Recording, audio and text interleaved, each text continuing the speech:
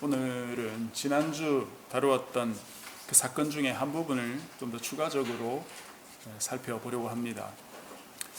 안식구 첫날, 요즘 우리 표현으로 하면 주일날 새벽에 예수님께서 부활하셨고 무덤에 온 여인들이 무덤이 빈 것을 발견하고 놀라서 제자들에게 달려가서 그 사실을 알렸죠. 그러자 베드로와 요한이 와서 예수님의 시신만 사라진 그 무덤의 광경을 보았고 너무나 놀라워하면서 또 궁금해하면서 그렇게 돌아갔습니다. 막달라 마리아는 무덤 앞에서 어찌할 바를 모르고 울고 있을 때 예수님께서 그에게 나타나셨고 제자들에게 자신의 부활을 알리라 그렇게 말씀하셨습니다.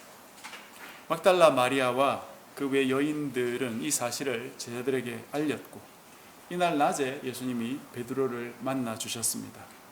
그리고 그날 오후 엠마오로 가던 두 제자에게도 나타나셔서 성경을 풀어주시면서 자신의 고난과 죽음 그리고 부활에 대해서 확신할 수 있도록 가르쳐 주셨습니다. 이 두 사람이 곧바로 예루살렘으로 돌아가서 모여있던 그 11 제자들과 여러 성도들에게 예수님을 만났다 그렇게 알렸죠. 바로 그때 예수님께서 그곳에 나타나셨고 자신의 몸을 보여주시면서 성경 말씀을 통해서 메시아의 고난과 죽음과 부활에 대해서 깨닫도록 그렇게 가르치셨죠. 이 11 제자에게 자신을 나타내신 이 사건이 마가, 누가, 요한복음에 다 같이 기록되어 있는데요. 핵심적인 내용은 같지만 설명이 약간씩 다릅니다. 그럴 때 어떻게 하라고 했습니까? 왜 이 성경의 기록이 이렇게 다르냐? 못 믿겠다. 그렇게 하지 말고 세심하게 주의를 기울이면서 이것을 통합적으로 보면은 좀 더 풍성한 내용을 우리가 배울 수 있다 이렇게 말씀드렸습니다. 그래서 오늘은 이 세 본문을 약간씩 살펴보고 이 주제에 대한 로마서의 내용도 같이 좀 살피려고 합니다. 먼저 우리가 살피고 있는 이 본문들이 얼마나 중요한 건지 짧게 말씀을 드리고 본론으로 들어가겠습니다. 지난주에 중요한 부분을 우리가 살폈지만 그 내용 안에 굉장히 많은 것들이 들어있기 때문에 일일이 다 살필 수는 없었습니다. 예수님이 부활하시고 승천하시기까지의 그 40일간의 기간 동안에 제자들에게 가르치신 내용은 너무나 중요한데요. 아주 짧게 잠깐 이렇게 나오기 때문에 그 하나하나 짚어서 살피는 것이 쉽지 않습니다. 앞으로도 우리가 계속 살펴보겠지만 핵심 주제들만 언급을 한다면 예수님의 고난과 부활을 시작으로 믿음, 죄 용서, 복음 전파와 그 사명, 교회, 성령, 세례, 성찬 이런 것들이 다 나옵니다. 이 어느 것 하나도 소홀히 다룰 수 없는 주제들이지요. 이 거대한 굵직굵직한 주제들이 이 짧은 기간에 이 짧은 말씀 안에 다 이렇게 얽혀 있는 거예요. 이 중요한 주제들이 예수님 부활하시고 승천하신 짧은 기간 중에도 이 복음서의 끝부분에 나오기 때문에 아마 우리가 복음서를 읽다 보면은 이제 이 부분쯤 와가지고는 이제 예수님 부활하시고 승천하시고 이제 끝났다라는 생각에 이 부분을 후딱 읽고 이제 사도행전으로 넘어가려는 마음이 자꾸 생기지 않습니까? 그러다 보니까 이런 주제들을 눈여겨보지 않고 그냥 대충 읽고 넘어가 버리는 경우가 참 많았습니다. 저도 이전에는 그렇게 많이 했던 것 같아요. 이런 주제들을 자세히 살피지 않는 것은 복음서와 사도행전의 그 고리를 잃어버리는 것과 같습니다. 그러면 복음서에서는 겁장이 갔던 그 사도들이 사도행전에 갑자기 믿음의 용사들로 나오는 것이 참 이해하기 어렵고 그러다 보니까 모든 걸 오순절 성령 강림에 의존하게 되고 그러니까 성령 받으면 되나 보다 성령 받자 이렇게 광신도로 가는 거예요. 그렇지 않습니다. 사도행전의 제자들의 모습을 이해하려면 이 복음서의 끝부분을 잘 보셔야 돼요. 이 끝부분 안에 이미 제자들의 모습이 변화되기 시작한다는 걸 아셔야 됩니다. 마치 불 위에 이렇게 죽을 올려놓고 불을 켜놓으면 처음에는 아무런 기적도 없다가 조금만 지나면 죽의 그 표면에 조그만 거품들이 이렇게 보글보글 올라오는 것처럼 제자들의 믿음이 이 복음서 끝부분에서 보글거리기 시작한다는 걸 우리가 발견해야 된다 이거죠. 이것이 사도행전으로 이어지고 마침내 인류의 역사를 뒤바꾸는 거대한 물결이 되는 거거든요. 그래서 이제 복음서 얼마 남지 않았다고 서두르지 말고 차분히 말씀을 잘 묵상해 가는 것이 중요하다 하는 말씀입니다. 이제 오늘 본문으로 좀 들어가 봅시다.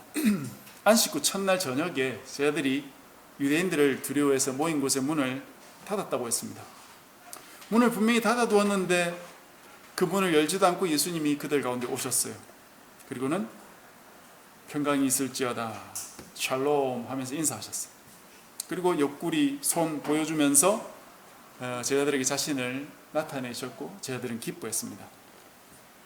십자가에 돌아가시고 무덤에서 사라지신 예수님께서 나타나셨으니까 얼마나 기뻤겠어요. 그러나 기뻐하는 것과 믿는 것은 다른 것입니다. 이들은 예수님을 눈으로 보고 있으면서도 아직 제대로 믿지 못하고 있습니다. 그런 이들에게 예수님은 세 가지를 말씀하시는데요. 21절 끝에 보니까 아버지께서 나를 보내신 것 같이 나도 너희를 보내노라 하셨고, 숨을 내쉬면서 성령을 받아라 그렇게 말씀하셨죠. 그리고 23절에서는 너희가 누구의 죄든지 사하면 사하여질 것이고 누구의 죄든지 그대로 두면 그대로 있으리라. 이 세 가지 말씀을 하셨습니다. 아버지가 나를 보낸 것처럼 나도 보낸다. 그리고 용서에 대한 언급 하셨고 마지막으로 성령을 받으라 하신 그 세 가지 말씀을 하셨습니다. 이 세 가지 말씀이 다 다른 것 같지만 사실은 똑같은 말씀. 그건 바로 교회의 복음 전파라는 사명을 주시는 것입니다. 우리 하나씩 살펴봅시다. 아버지께서 나를 보내신 것 같이 나도 너희를 보내노라 이렇게 말씀하셨는데, 하나님 아버지께서 예수님을 이 땅에 보내신 이유가 뭡니까? 요한복음 3장에 보면은 밤에 니고데모가 예수님을 찾아왔을 때 예수님이 아주 중요한 말씀을 하셨는데요. 그 말씀 중에 3장 17절에 이렇게 되어 있어요. 하나님이 그 아들을 세상에 보내신 것은 세상을 심판하려 하심이 아니요 그로 말미암아 세상이 구원을 받게 하려 하심이라.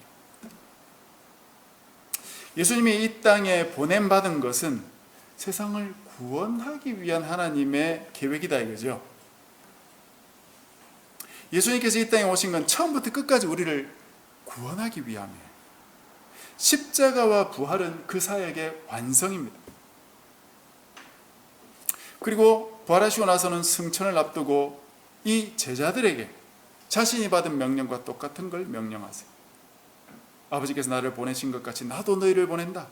즉 내가 영혼을 구원하기 위해 이 땅에 온 것처럼 너희도 이제 나아가서 생명 구원을 위해 일해야 된다 그 말이죠. 그게 첫 번째입니다. 두 번째도 마찬가지예요. 숨을 내쉬면서 성령을 받으라 하셨죠. 예수님이 지금 너무 중요한 말씀을 빨리 하시느라 숨이 차가지고 숨을 내쉬고 들이쉬고 이렇게 하면서 말씀하셨다는 게 아닙니다. 그러면 창세기 2장 7절에 보면 하나님께서 땅의 흙으로 사람을 지으시고 생기를 그 코에 불어넣으셔서 사람이 생명이 되었다고 되어 있어요. 하나님이 숨을 불어넣으시는 것은 생명을 불어넣어가지고 그 무언가가 살게 만드는 것입니다. 그게 창조예요.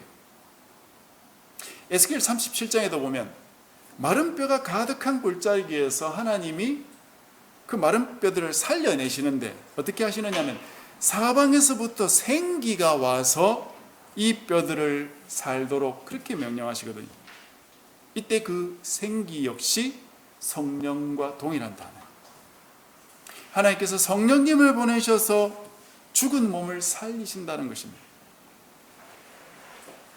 부활하신 예수님은 단지 인간이 아니라 이제 창세전에 아버지 하나님과 가졌던 동일한 그 영광을 가진 하나님으로 오셔서 창조주의 모습을 보여주시는 것이에요. 세상을 창조할 때 성부 하나님 하신 게 아니고 성자 예수님, 성령님 다 같이 하셨거든요. 지금 예수님이 창조를 하시는 겁니다. 무엇을 창조하시느냐? 먼저는 이 제자들을 새롭게 창조하시는 거예요. 조금 전에 언급했던 요한복음 3장에 니고데모가 밤에 예수님께 찾아왔을 때 예수님이 뭐라고 하셨습니까? 위로부터 다시 태어나야 된다. 중생해야 된다. 거듭나야 된다. 영으로 다시 태어나야 된다. 이런 말씀을 많이 하셨죠. 근데 이 말씀의 뜻이 뭐냐? 엄마 뱃속에 들어갔다가 다시 태어나는 것이 아니다. 죽고 다시 살아나는 것이다. 즉 영혼이라는 것이 다시 죽고 태어나야 되는 것이다. 그것이 바로 재창조예요. 그것을 예수님께서 지금 제자들에게 하시는 겁니다. 그러고 나서 이들을 통해서 하나님의 교회를 이제 창조하신다고 할 수 있습니다. 복음 전파라는 것이 사도나 한 개인에게 주어진 게 아니라 지난주에 말씀드린 것처럼 궁극적으로는 교회에게 주신 사명이라고 했죠. 이 복음 전파의 사명을 위해서 성령님을 보내고 계신다는 것입니다. 이것이 두 번째. 세 번째도 역시 같은 맥락입니다. 세 번째는 조금 뜬금없이 보이지만 사실은 이 말씀을 이전에 베드로와 제자들에게 한 적이 있습니다. 조금 다른 단어를 사용하셨죠. 마태복음에서 하셨는데요. 하나님께서 베드로와 제자들에게 천국 열쇠를 주겠다 하시면서 무엇이든지 너희가 땅에서 풀면 하늘에서도 풀리고 땅에서 매면 하늘에서도 매일 것이다. 그런 말씀을 한 적이 있습니다. 천국 열쇠를 가지고 땅에서 풀고 또 매고 하는 그것을 한다.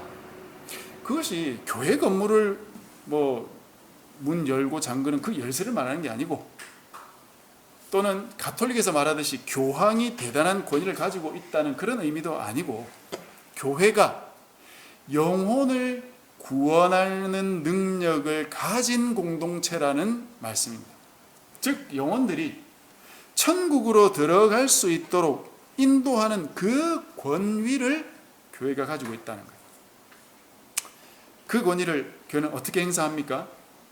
진리를 찾아서 헤매는 영혼들에게 천국의 복음을 들을 수 있도록 선포하는 것이죠. 그게 바로 천국문을 열어주는 것입니다. 그리고 그것과 반대로 교회 성도지만 하나님의 말씀을 듣지 않고 큰 잘못을 하고 나서도 회개하지도 않는 그런 사람들에게는 교회에서 내쫓게 되어 있었어요. 그런 행위가 바로 천국문을 닫아버리는 행위하고 똑같은 것이고, 그 사람의 죄를 용서하지 않은 채 두는 그런 행위인 것이에요. 그러나 그 사람이 회개하고 돌아오면 또다시 닫았던 문을 열어주고 그 사람을 용서해야 되는 것이죠. 그것이 바로 교회의 사명입니다. 그래서 이 21절부터 23절까지의 세 절은 사실상 복음 전파를 위한 교회의 사명을 위임하시는 그런 장면이죠. 여기서 우리가 특별히 주의를 기울여야 하는 한 부분을 좀 살펴봐야 되는데, 그것은 한 영혼을 구원하는 행위를 그의 죄를 용서하는 것과 같이 묘사하고 있다 하는 부분입니다. 복음을 통해 구원을 얻는 것이 바로 죄를 용서함 받는 것과 같은 것입니다. 구원과 사죄는 동일한 의미예요. 우리가 지난주 살폈던 본문에도 나왔는데, 예수님께서 제자들에게 성경을 가르치면서 무엇을 중점적으로 가르치셨습니까? 메시아의 고난과 부활을 가르치셨죠. 그러나 그게 다가 아니라 한 부분이 더 붙어 있다고 제가 말씀드린 게 있습니다. 누가복음 24장 46에서 48절인데요. 제가 다시 한번 읽겠습니다. 또 이르시되 이같이 그리스도가 고난을 받고 제3일에 죽은 자 가운데서 살아날 것과 또 그의 이름으로 죄사함을 받게 하는 회개가 예루살렘에서 시작해서 모든 족속에 전파될 것이 기록되었다, 이렇게 되어 있습니다. 자, 이 말씀이 오늘 읽은 그 요한복음과 굉장히 비슷하다 하는 것을 여러분들이 눈치를 좀 채셔야 되겠습니다. 그리스도의 고난과 부활, 그리고 그것으로 인한 복음 전파, 그것이 이루어지기 위해서 이들을 증인으로 주님이 부르고 계시죠. 복음 사명을 주십니다. 그런데 예수님의 복음을 통해 구원받으려면 한 가지 조건이 따르는데, 그것이 바로 회개다 하는 것이에요. 예수님의 죽음과 부활을 통해 이제 유대인뿐 아니라 이방인들도 예수님을 통해 죄를 용서받고 구원받을 수 있는 자격이 주어지는데, 그 복음의 은혜를 입으려면 무엇을 해야 되느냐? 회개를 해야 된다. 여러분, 회개가 뭡니까? 회개가 무엇이냐 하는 설명을 하기 위해서는 먼저 죄가 뭔지를 알아야 되겠죠. 죄가 무엇인지를 알아야 회개가 뭔지 정의할 수 있지 않겠어요? 죄가 뭔지도 모르는데 뭐 회개라고 말할 수는 없겠죠. 죄와 회개도 신학자들이 여러 가지로 골치 아프게 설명을 해왔지만, 이 땅을 살아가는 우리는 실제적인 내용만 좀 잘 알고 기억하면 되겠습니다. 여기서부터 다시 우리가 묵상했던 로마서를 가지고 설명을 좀 드리겠는데, 로마서에서 바울이 죄를 설명하고 있지만 자칫하면 그 죄가 나와는 상관없이 마치 아담 때문에 시작된 것으로 생각하기 쉽습니다. 즉, 아담이 원죄를 지어서 그것 때문에 나도 죄인이 되었기 때문에 죄를 지을 수밖에 없다라고 많은 목사님들이 설명해 왔던 게 사실이고, 그렇게 우리가 착각하기 쉽다 이겁니다. 그건 여러분 착각입니다. 무엇이 원죄냐? 먼저 원죄를 우리가 좀 생각해 봐야 되겠는데, 먼저는 이 원죄라는 용어가 성경에 나오지 않습니다. 그리고 신학자들이 우리의 신앙을 설명하기 위해서 이 원죄라는 용어를 만들어냈다는 사실을 여러분 아셔야 되고요. 또 재밌는 사실은 오늘날 많은 신학자들이 사실상 원죄를 인정하지 않는다는 걸 여러분들이 또 기억하고 계셔야 되겠습니다. 신학이라는 게 이 사람들이 하는 학문이다 보니까 조금씩 바뀌어 오기도 하고 발전을 하기도 하거든요. 여러분들이 그것을 먼저 감안하셔야 됩니다. 그럼에도 불구하고 이 원죄라는 용어가 마치 고유명사처럼 알려져 있기 때문에 약간 설명이 필요하겠습니다. 원죄가 뭡니까? 첫 번째 죄라는 말일까요? 아니면 죄의 유래를 뜻하는 말일까요? 아담이 죄를 짓기는 했지만 아담 이전에 하와가 먼저 죄를 지었고, 또 하와 이전에 뱀이 하와가 죄짓도록 유혹했기 때문에 그것이 또 죄지요. 그 제일 처음 죄를 지은 존재는 뱀입니다. 그러니 원죄라는 것을 아담과 연결지어 이야기하기 때문에 원죄는 첫 번째 죄라는 의미가 아닙니다. 하나님이 지으신 이 완벽한 세상에 죄가 어떻게 해서 들어오게 되었느냐, 그 죄의 유래가 바로 원죄의 의미입니다. 이 죄의 유래에 대해서 로마서 1장부터 3장까지 바울이 설명하는 거예요. 그 안에 아담을 들먹이는 이유는 아담을 인류의 대표로 세워서 설명하고 있기 때문입니다. 성경시대에 남자와 여자가 결혼을 하면 그들의 대표는 남자입니다. 남편이. 또 한 가정을 만들어 세우면 그 가정의 대표 역시 남편이고 아버지가 되는 것입니다. 그와 같이 민족의 대표도 있습니다. 하나님께서 이스라엘과 언약을 세울 때 모세와 언약을 맺었지 이스라엘 백성 한 명 한 명과 맺은 게 아니죠. 그러나 모세를 대표로 하여 맺은 것이기 때문에 이스라엘 전체를 하나님 백성으로 받아들이신 것이지 모세만 하나님 백성으로 받아들인 건 또 아닙니다. 마찬가지로 죄짓고 하나님을 떠난 인류의 대표자로 아담을 세운 것입니다. 즉 아담 때문에가 아니라 아담처럼 모든 인류 역시 스스로 자기 죄를 지어서 죽게 되었다는 사실을 설명하는 거예요. 소위 원죄 때문에 우리가 죽게 된 것이 아니라는 것입니다. 여기서 죄로 인한 죽음도 뭐 좀 어려운 이야기지만 왜냐하면 아담과 하와도 죄 짓고 하나님이 죽겠다는데 죽지 않았죠. 간단하게 말하면 그 죽음이라는 건 육적인 죽음이 아니고 영적인 죽음을 말합니다. 즉 하나님과 관계가 깨어진 거예요. 그걸 상징적으로 보여주는 것이 이들이 죄 짓고 나서 하나님이 그 에덴에서 쫓아내신 것이죠. 그게 죽음입니다. 육체적인 죽음이 아니다 이 말이에요. 여러분 성경 전체를 보면 하나님을 떠난 영혼을 죽었다고 하지 몸이 죽은 영혼을 죽었다고 표현하기보다는 잔다 이렇게 표현합니다. 그럼 어떻게 하면 그 영혼이 죽습니까? 아담과 하와가 어떻게 죽었어요? 간단하죠. 하나님의 말씀을 거역한 것이. 즉 자신의 주인이신 자신을 만드신 하나님의 뜻을 따르지 않기로 결정하고 행하는 그 순간 그들과 하나님 관계가 깨어지고 그것이 바로 그들에게 죽음을 가져오게 되는 것입니다. 그래서 정리하면 죄란 내가 하나님의 뜻을 거역하여 하나님과 관계가 깨어진 것을 말하는 것입니다. 그것이 죄이지 뭐 다른 데서 뭐 시커먼 뭐 악마나 귀신이 와가지고 뭐 오는 것 그런 것이 죄라든지 아니면 죄가 뭐 우리 조상으로부터 유전돼 가지고 내가 뭐 죄를 짓는다든지 그렇게 생각하는 것은 아닙니다. 그게 죄가 아닙니다. 죄의 본성은 내가 하나님의 뜻으로부터 벗어나서 독립해서 내가 원하는 세상을 만들어서 그 안에서 살고 싶어 하는 마음이에요. 그래서 로마서에서 자기 속에 하나님을 두기 싫어하는 마음이라고 했고 그것 때문에 이 땅에 모든 죄가 발생했다고 바울이 설명하고 있습니다. 그것이 바로 죄의 뿌리입니다. 내 마음속에 하나님을 두기 싫어하는 마음, 하나님으로부터 독립하고 싶어하는 마음, 그것이 죄입니다. 그래서 회개는 뭡니까? 그 죄로부터 돌아서는 것이에요. 내가 하나님으로부터 독립하려던 그 생각을 멈추고 하나님을 내 주인으로 받아들이고 그분께 순종하는 것이 회개입니다. 그래서 그 회개는 어떻게 하는 겁니까? 역시 바울이 로마서에서 설명하는데요.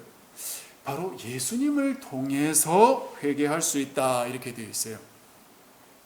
예수님 역시 아담처럼 대표자로 등장합니다. 예수님은 어떻게 죄 짓지 않고 사셨습니까? 죽기까지 하나님께 순종했다는 거죠. 그래서 하나님이 예수님을 죽으셨지만 다시 살려주셨다는 거예요. 이 예수님의 본을 따라 살 때 우리도 살게 된다는 것이에요. 그것이 바울의 설명하는 방식입니다. 아담이 한 것을 모든 인류가 한 것처럼 묘사하듯이 예수님이 하신 것 역시 모든 인류에게 영향을 미치는 것으로 똑같이 묘사한다는 것입니다. 왜? 둘 다 대표자로 설정했기 때문에. 그래서 우리가 오해하지 말아야 됩니다. 내가 아담과 같은 똑같은 죄를 지은 것은 아니지만 아담의 죄 때문에 내가 죽게 되었다고 말하는 것이나 내가 예수님과 똑같이 산 것은 아니지만 예수님의 의 때문에 살게 되었다고 말하는 것이 같은 방식이라는 것입니다. 다시 설명합니다. 여러분 잘 들으십시오. 아담이나 나는 실제로 아무 관련 없는 각각의 사람이지만 모든 인류가 자신의 지은 죄 때문에 하나님과 관계가 깨어졌다는 걸 설명하기 위해서 아담 한 사람을 대표로 예로 들어 설명하는 것뿐이다 이 말이에요. 아담 없어도 나는 죄를 지은 사람이고 내 죄 때문에 하나님과 관계가 깨어진 사람이죠. 모든 인류가 다 그렇습니다. 그걸 아담을 대표로 설명하고 있는 것이지 아담 때문에 내가 죄인이 된 것은 아니다 이 말입니다. 원죄라는 것에 매이지 마시고 아담 핑계대지 마시고 내 죄 때문에 나는 죽게 되었다라는 걸 여러분이 잘 정리하셔야 된다 하는 겁니다. 그리고 그와 똑같이 역시 이렇게도 말해야 됩니다.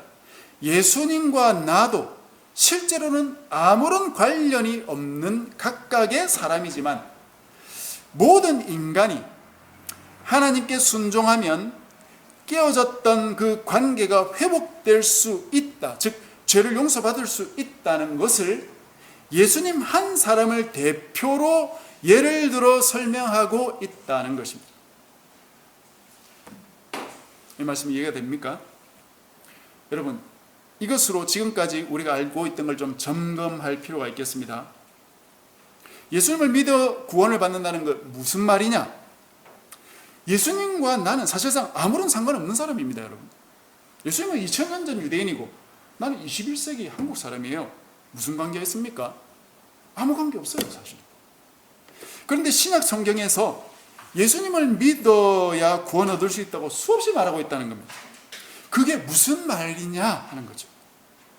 이 말의 의미를 정확히 우리가 깨닫지 않으면, 그걸 규명하지 않으면 어쩌면 우리는 헛물 켜고 말 겁니다. 그것을 올바로 이해하지 못하기 때문에 오늘날 많은 한국교회가 이 지경이 됐다고 저는 생각해요.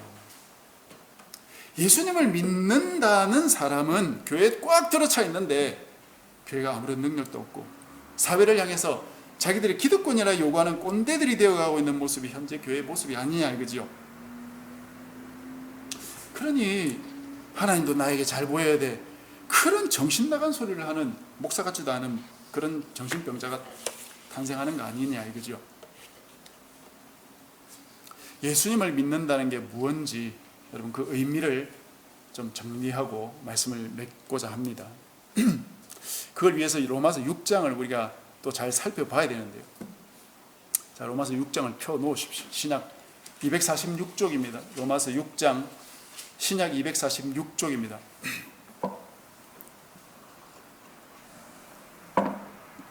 로마서 6장은 그리스도와 함께 죽고 산다 하는 것이 무엇인지 설명하는 본문이에요.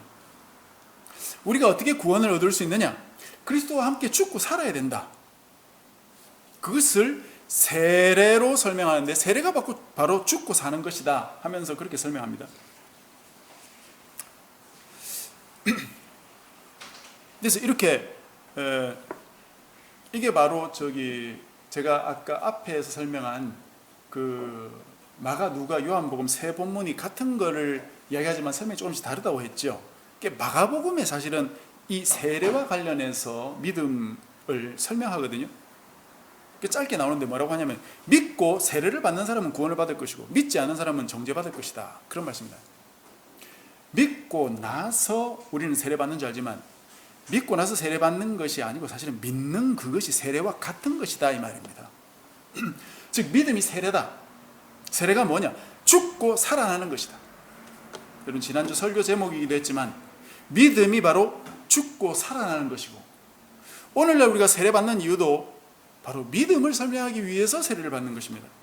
따라서 세례를 단지 교인이 되는 하나의 의식이라고 생각하면 안 된다 이거예요. 세례를 받는 것은 좋겠지만, 그리고 받을 수 없으면 안 받아도 상관없어요. 바울이 했던 말을 여러분 떠올려 보십시오. 할례받은 유대인들이 뭐라 했습니까? 너희가 뭐 할례받았다고 하나님 백성의 표가 내 몸에 있다 그렇게 주장하지만, 그거 받지 않은 이방인도 자신의 양심을 따라서 참 선하게 살면 하나님 앞에서 할례받은 너희들과 똑같지 않겠느냐. 뒤집어 말하면 할례받지 않은 이방인도 하나님 말씀에 순종하며 산다면 할례받은 너희들과 똑같이 여겨야 되지 않느냐. 표면적 유대인이 아니고 할례는 몸에 받는 게 아니라 내가 자기 마음에 해야 되는 것이 아니냐, 그렇게 바울이 설명했죠. 세례도 마찬가지. 세례 받았다고 다 구원받는 게 아니고 세례 안 받았다고 구원 못 받는 것도 아닙니다. 표면적으로 세례 증서가 있느냐 없느냐, 그걸로 그 사람이 정말로 하나님 백성이냐 아니냐 말할 수 없어요. 실제로 그 영혼이 죽고 살아나야 구원받는 하나님 백성이 되는 것입니다. 여러분, 나는 정말 죽고 살아났습니까? 나는 물세례 받았느냐가 아니고 나는 정말로 세례 받았느냐 이거. 그리스도와 함께 죽고 살아났습니까? 로마서 6장 3절부터 9절까지 세례를 죽고 사는 것으로 설명하고 있어요. 세례할 때 물 묻은 손으로 이렇게 목사님들이 안수를 하시죠. 그걸 왜 합니까? 원래는 뭐 물로 이렇게 안수를 한다든가 물을 뿌린다든가 그렇게 하는 게 아니고 실제로는 물속에 들어갔다 나오는 침례였습니다. 그게 번거로우니까 시간 지나면서 이렇게 단순화된 거예요. 지금은 이제 물 찍은 손으로 이렇게 안수하는 것 쪽까지 온 거죠. 그렇다고 해서 그 의미까지 우리가 잊어버리면 안 된다. 물에 들어간다는 것은 옛날에 내가 죽는다는 것입니다. 그리고 그 물에서 나오는 것은 다시 태어난다는 의미예요. 그래서 바울은 세례를 예수님과 함께 죽고 사는 것이다, 그렇게 말하는 거죠. 10절을 한번 보십시오. 예수님의 십자가 죽으심을 죄에 대해서 단번에 죽는 것이다 라고 설명하고, 부활하신 것을 하나님에 대해서 살아 계시는 것이다, 이렇게 설명했어요. 즉 예수님의 십자가의 죽으심을 우리가 죄에 대해 죽는 것과 연결지어서 설명하고 있고요, 예수님께서 십자가에 단번에 돌아가신 것처럼 우리도 우리 죄에 대해 단번에 죽어야 된다. 죽었다가 또다시 살아나면 안 된다. 죄에 대해서는 내 욕망을 따라 살기를 포기했으면 다시 그 욕망으로 돌아가서는 안 된다 이거죠. 이전 모습으로. 그리고 예수님이 죽음에서 살아나신 것처럼 우리도 하나님에 대해서, 하나님을 바라보면서 살아가야 된다. 그것이 실제로 내 삶에 어떻게 이루어지는지 좀 잘 납득이 안 되죠. 세례를 받아도 뭐가 뭔지 잘 모르겠고. 그걸 11절에 바울이 이렇게 설명합니다. 이와 같이 너희도 너희 자신을 죄에 대하여는 죽은 자요, 그리스도 예수 안에서 하나님께 대하여는 살아있는 자로 여길지어다. 여겨라.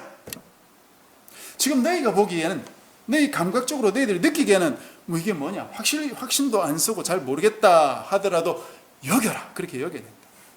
그리고는 어떻게 사느냐? 16절에 보십시오.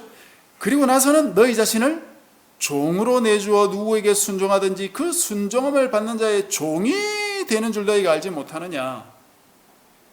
혹은 죄의 종으로 사망에 이르고 혹은 순종의 종으로 의에 이른다. 그리고 17절에 하나님께 감사하리로다. 왜?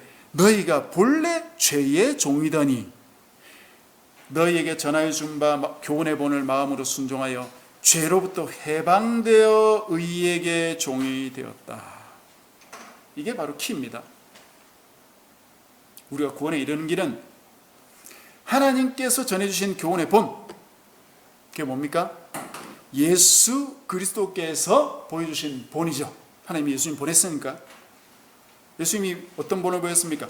자신을 부인하고 죽기까지 자신을 부인하고 하나님께 복종하신 그 삶이죠. 그 삶을 따라 나도 그렇게 살 때 구원받는다 이거예요. 예수님을 믿는다, 또는 예수님과 내가 하나 된다, 그 의미가 뭡니까? 예수님이 보이신 그 본을 따라 나도 산다, 나도 예수님 따라 한다는 의미예요. 예수님을 믿는다는 건 내가 예수님 믿습니다 그런 의미가 아니라 예수님이 옳다고 여기고 살아가신 그분의 삶, 자신의 욕망을 거부하고 죽기까지 자기 자신을 십자가에 쳐서 복종시키는 그 삶, 하나님께 순종한 그 삶. 그래서 결국은 죽게 되었지만 그 결과 하나님이 다시 살려주셔서 부활하게 된 그 삶, 그 삶을 보고 아, 저게 진리구나, 저게 구원의 길이구나, 저렇게 살아가야 죽더라도 사는 거구나 라는 것을 깨닫고 나도 예수님의 삶을 따라 산다면 하나님이 살려주시겠지, 내가 죽더라도 하나님이 살려주시겠지, 그게 구원받는 길이구나 라고 그 사실을 받아들이고 그것대로 살아가는 삶이 바로 믿음입니다. 믿음이란 그렇게 사는 것을 말해요. 예수님처럼 나의 죄에 대해서 나를 죽은 자로 여겨서 내 욕망을 죽이고 내 뜻대로 살고 싶은 마음을 죽이고 하나님께서 아들을 통해 보여주신 하나님께 전적으로 순종하는 그 삶을 살아야 구원을 받을 수 있다. 여러분, 구원을 내가 이 땅에서 예수님 믿는다고 고백하고 죽어서 나중에 천국 가는 거라 생각하지 마시고 이 땅에서 죽고 사는 것이 예수님의 방식을 따라 죽고 살아간다면 그것이 바로 구원이라는 것을 기억하셔야 돼요. 그게 구원이고 그게 의이고 그게 거룩이고 그것이 안식입니다. 그렇게 살아가야 걱정 없이 편안한 안식을 누리면서 이 땅에 살아갈 수 있다는 것이 주님의 말씀이에요. 여러분, 여러분의 영혼은 평안한 안식 가운데 있습니까? 여러분 마음이 편안합니까? 여전히 걱정과 근심이 가득합니까? 그 원인이 뭡니까? 내 자신의 생각을 포기하지 않고 그것 따라 사는 것 때문 아닙니까? 내 욕망을 따라 아직도 살고 있지 않습니까? 아직도 내 자신이 죽지 못해서 시퍼렇게 살아있기 때문 아닙니까? 나 자신을 부인하지 못하고 내 뜻대로 계속 살아가는 사람은 아무리 교회 다니고 예수님을 믿는다고 고백하더라도 결코 구원받을 수 없다 하는 것이, 그것이 현재 내 삶과 내 마음이 증명하는 것이죠. 구원받지 못한 사람의 결과가 평안이 없는 것이, 구원은 이 땅에서부터 내가 받는 것이에요. 이 땅의 삶이 천국이라고 느껴지지 않는다면 다시 내 삶의 뿌리부터 점검해야 된다 이거예요. 내 믿음을 점검해야 된다는 것입니다. 그래서 나 자신을 부인하지 못하고 내 욕망을 추구해 왔던 삶을 돌아서서 회개하고 하나님께로 나아가야 된다 이거죠. 그럴 때 진정한 구원을 우리가 몸소 체험할 수 있게 되는 것입니다. 말씀을 맺겠습니다. 나는 나 자신에 대해서 죽었습니까? 살아있습니까? 하나님께 대해서 살았습니까? 아니면 하나님께 대해 죽었습니까? 예수님이 보여주신 삶, 그리고 예수님의 삶을 해석해 준 바울의 설명대로 주님과 함께 죽고 살아나는 우리 모두가 되시기를 바랍니다. 그래서 이 땅에서부터 천국을 살아가는 저와 여러분 되시기를 주님의 이름으로 간절히 축복합니다.